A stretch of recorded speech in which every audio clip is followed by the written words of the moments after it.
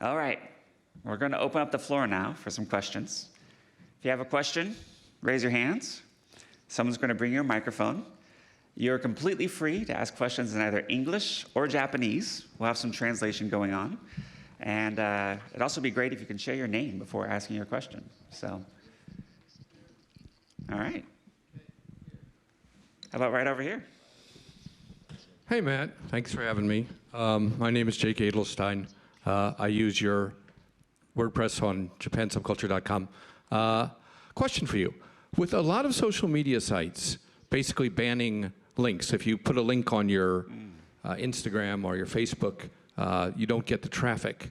Is this hurting WordPress, or is there a way that you can customize WordPress so that links get the views that people want them to have? Well, I think it's hurting the entire open web, right? These walled gardens are trying to keep things, all the traffic in themselves. So that's why I'm very excited about new open networks like Mastodon or Blue Sky, which are not penalizing links in the same way. I'm actually really hopeful that Elon with X will start to maybe change some of this policy, because I think that, Twitter in the past and Elon's kind of old school web understands the power of that. With Tumblr, we're definitely trying to, which I don't know if you know about automatic owns and runs, we're definitely not penalizing links. And I'm very excited that in the Jetpack app and WordPress.com and other places, we actually have a reader built in. So being able to provide an alternative reader experience. There's also great apps like Readwise, or I think it's Feedly as well, that kind of bring you back to that RSS thing. And combining that with AI and personalization, I think you can actually have a very compelling alternative to some of these social networks, which might be optimizing for getting you riled up or angry or something like that. The other thing that I'm seeing happening, and a lot of people are using plugins for this, is people developing their own mailing list or distribution now through things like Telegram or WhatsApp, which gives you a direct kind of line to your users. It can be spam-free. Email's a little tough, deliverability and everything, but actually, I have a Telegram channel. So if you want to follow updates to ma.tt and matt.blog, there's a Telegram channel you can subscribe to. You get a little message whenever I update. And it's actually really fun. And it provides a direct channel and distribution. And I think authors like yourself should make sure that you're not just getting followers on this social network, where essentially you're like a digital sharecropper. You don't really own that relationship. You should really try to develop a direct relationship, whether that's getting people's numbers, messaging, or email addresses. And that's really what you can take to the bank for many, many years to come. There's great examples of that, like we're going to hear from Craig Modlater, someone who I think has built an amazing community that's not just subscribing, but is also supporting financially.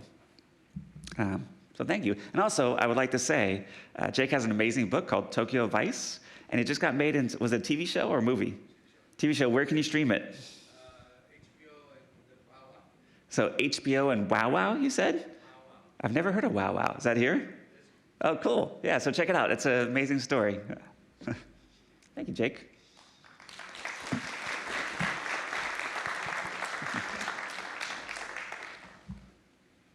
Next up with questions. Right over here.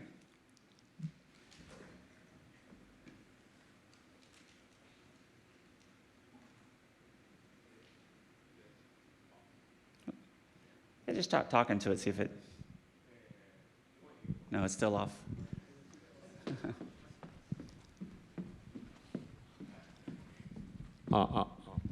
日本へようこそ、今日のイベントとても楽しみにしてました、参加できて嬉しいです。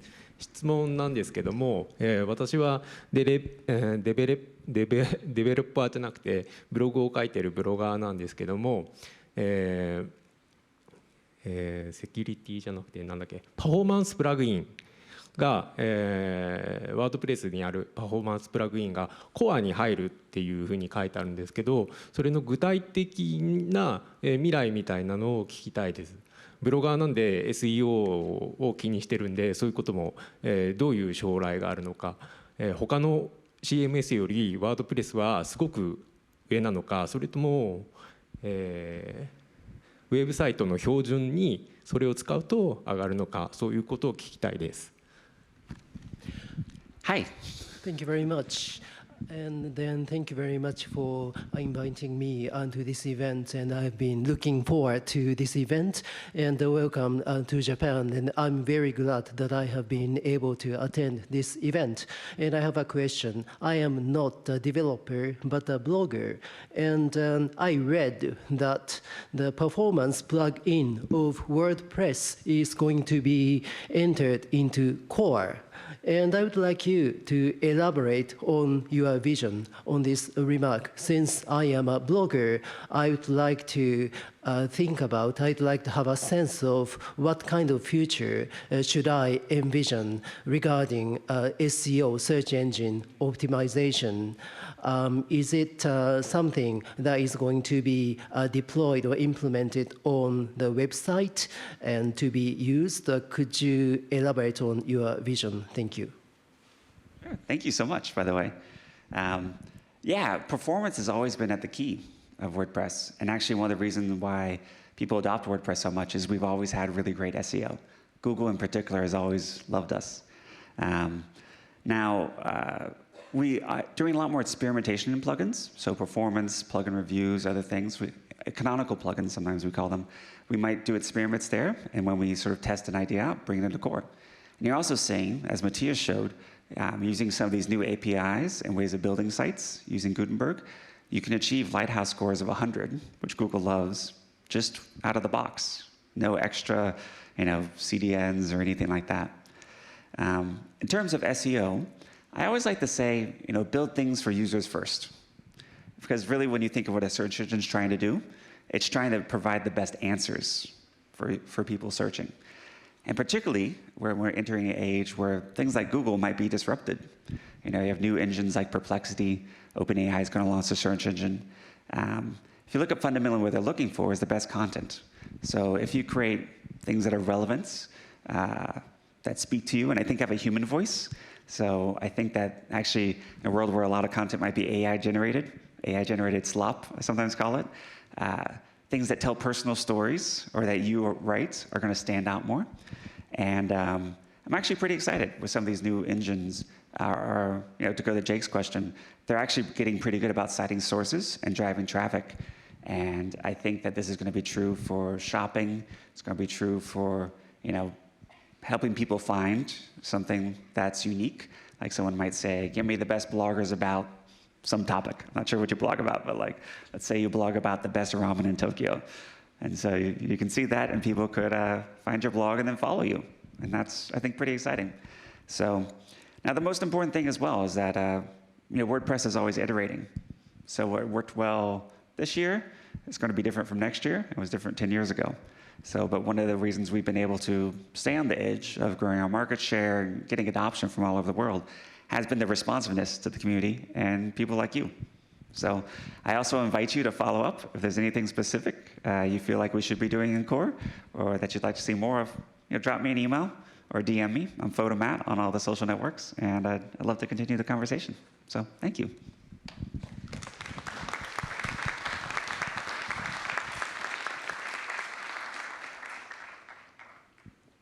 Questions?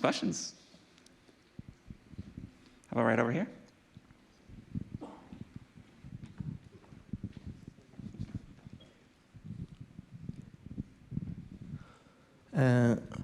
Thank you for this event. Thank you. ここから日本語で行かせていただきます。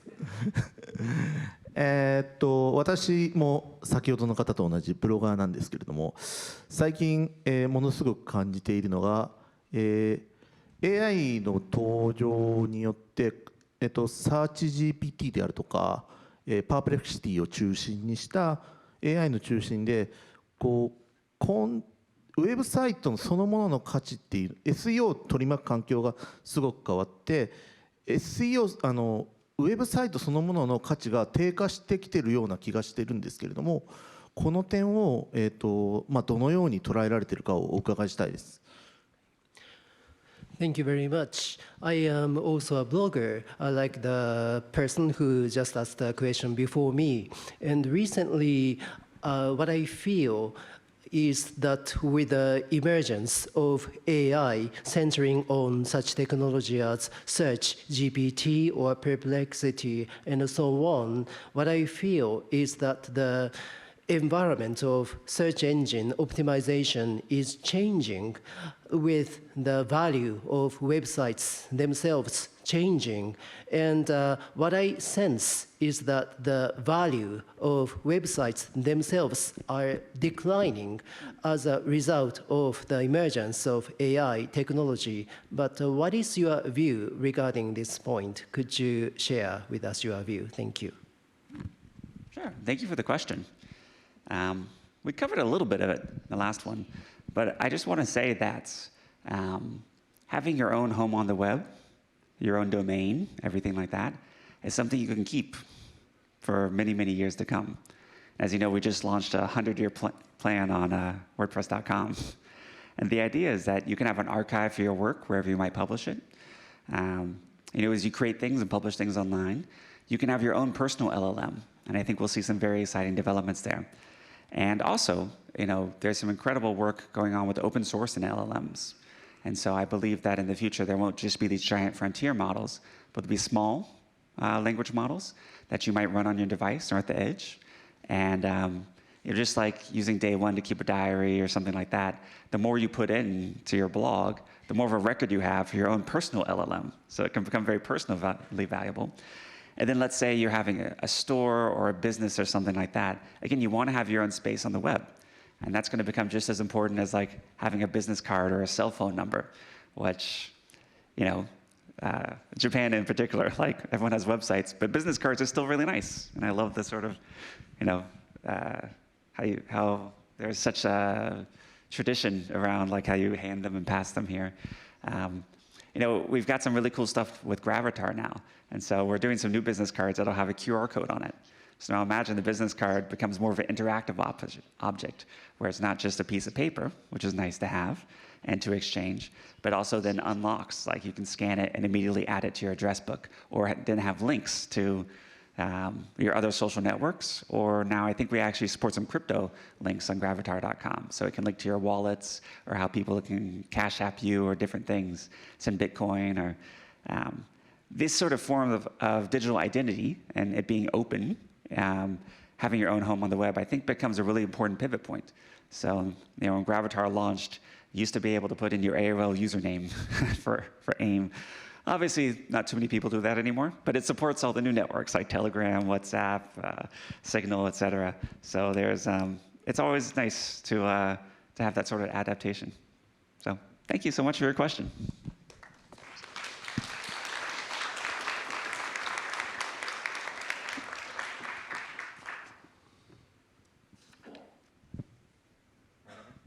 Time-wise? So I think we have time for one more, if you got a question here.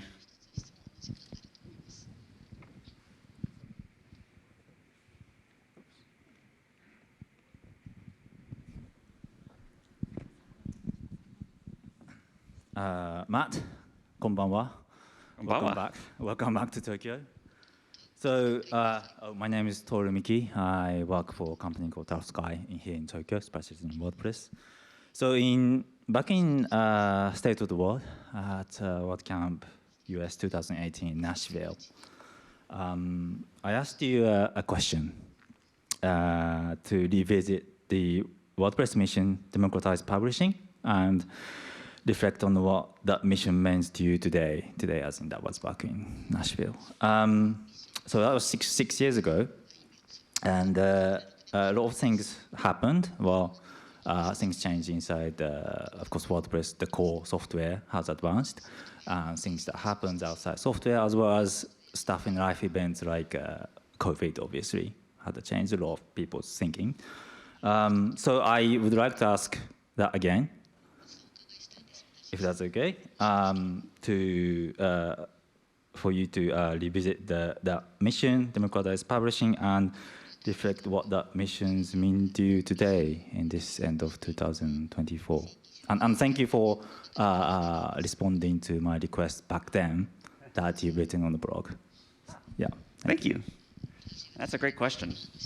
So, when I think about democratized publishing, I think how it's evolved for me is probably when we first started talking about that, it was really about publishing blogs.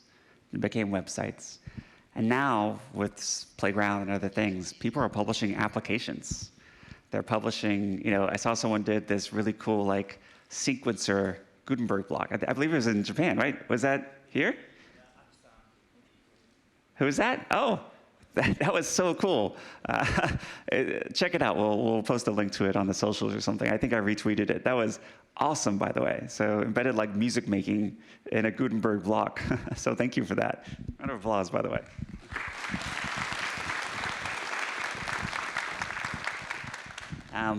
Personally, and with my company Automatic, we've taken on a few new missions. So now we say our mission is not just to democratize publishing, but also commerce with WooCommerce. It's a very popular plugin for WordPress that's become, I think, one of the more popular standards to sell things online. It's growing quite fast, actually. It's responsible, I think, for about 8% of all the websites in the world, and is the only thing growing faster than Shopify, which kind of shows the cool open source. And just in the past year, I've added a third one, which is to democratize messaging. So we have a new product called Beeper, so beeper.com. It's not localized into Japanese yet, but it will be. And what it does is it allows you to bring all your messaging apps, WhatsApp, Twitter, LinkedIn, Signal, Messenger, everything around the world, and bring it into one app so you can see all your messages in one place. We're going to be open sourcing the connectors. So if there's messaging platforms that are international or something, people will be able to write connectors to bring different forms of messages all into this one app. And I'm excited what it can do. So to kind of bring control back into people's hands. As we get more users of Beeper as well, we can support open source networks like Matrix and other things that can be actually more peer-to-peer. So something that doesn't need to go through a centralized messaging platform, but could be entirely peer-to-peer and potentially uncensorable in some ways that are very, very exciting, not unlike the Tor protocol or something like that. So yeah, that's how I think about it. And those three things, I mean, you can ask me, hold me to this in a few years, but I'm not planning to add anymore. I feel like those three things can keep me busy the rest of my life. And I do plan to work the rest of my life on WordPress. I consider it an honor and privilege to show up and get to work with some of y'all side by side, building things, sort of creating the future. As I think was it Alan Kay who said the best way to predict the future is to invent it or create it. I think that was Alan Kay, but sorry if that's misattributed. Yeah, and it's just, I think it's just a way that we can learn and grow together. What we were doing with WordPress when it started, gosh, there was no, I think we had DHTML. We had no Ajax, we had no interactivity, there's no React. When I think of how, there was no iPhone, there was no Facebook. Like when you think of how the world's changed and how we've been able to change with it, it gets very, very exciting, which is part of why I'm excited to work on it. Love to keep on working on it together. And I also just want to say, thank you to Tokyo. We've learned so much from, again, Japanese culture, Japanese contributors, Japanese community, that we wanted to bring this event here as just a way to honor the local community, pay homage, and also just enjoy it. For a lot of my friends and colleagues here, this is their first time in Tokyo in Japan, so it's been so exciting for me to see everyone explore little shops or have their first great little meal or stumble into that little store that has 8 seats and one person, and you're like, wow, this is so much fun. So we're going to take a short moment now to reset the stage for our 2 panels, Publishing into Open and the Future of WordPress in Japan and Beyond. And while we do that, there's going to be a piece played. And just before we go, I want to say again, thank you so much.